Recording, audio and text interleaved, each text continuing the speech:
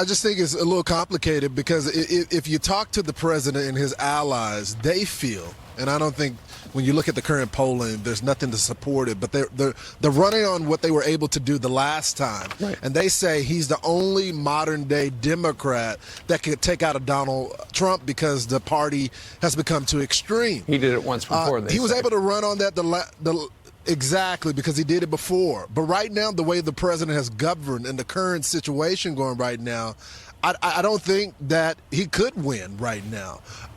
But again, the health of the president is not only concerning to Republicans and independent voters, but even in his own party. So I think until you have party leaders such as your Barack Obama and the old guard come in there and say, Mr. President, for the sake of the party, for the sake of the country moving forward, you cannot beat Donald Trump. I don't see him stepping aside. Right. We'll have to see. I'll tell you what. Talk about Barack Obama. The Washington Post, they obviously got some firsthand information that Obama really went into Joe Biden to try to get him to understand the power of Donald Trump. He says people are underestimating his popularity. And he says he grew very animated in discussing the 2024 election and that Trump's potential return to power. He also says they got to do better to have at his campaign headquarters in Delaware. He says he long harbored worries about Trump's political strength, telling Biden during a private lunch last summer that Trump is a more formidable candidate than anyone realizes.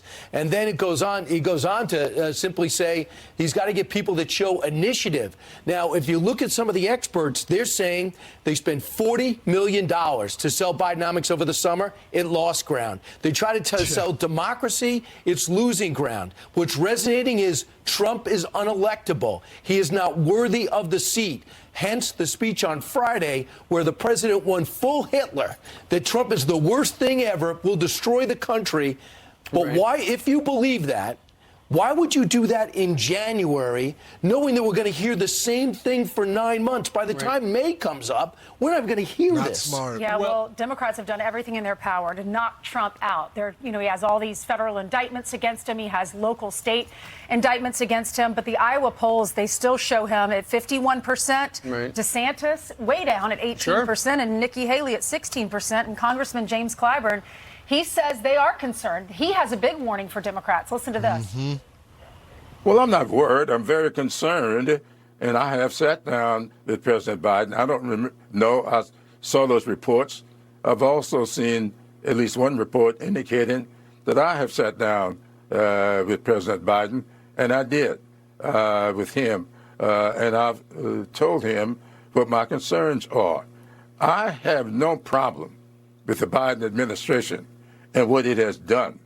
My problem is that we have not been able to break through that MAGA wall in order to get to people exactly what this president has done.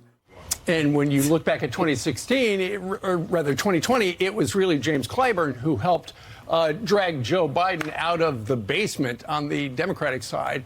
And so that's one of the reasons why today Joe Biden is going to Charleston, South Carolina, to talk about that terrible shooting down there. And then coming up at the end of the month on January 22nd, he's going to talk about the Dobbs decision as well, the anniversary of that, because those are the two things that Joe Biden does well on, democracy and Dobbs, which really is abortion.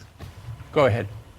How incredible is it, though, that you have a senior statesman in James Clyburn confirming an anonymous report and saying, look, I did say that. I did talk to the president. Right. I just think the Democrats are missing this. It's not about the personality of Donald Trump. It's not about the MAGA wall. You cannot sell that things are well when people's circumstances just don't reflect that. And I think the Biden administration has had a hard time dealing with the comparison of their graphs to people when they go to the grocery store and they're having to go against inflation, or when people see the current border crisis and they're saying, hey, we have operational control. Well, there's live camera on Fox every single day showing people spiraling and going straight across the border. And it's not just us anymore. If you talk to Democrats, they're upset about this because the problem is not just at the border now. It has been brought to them in their states and cities.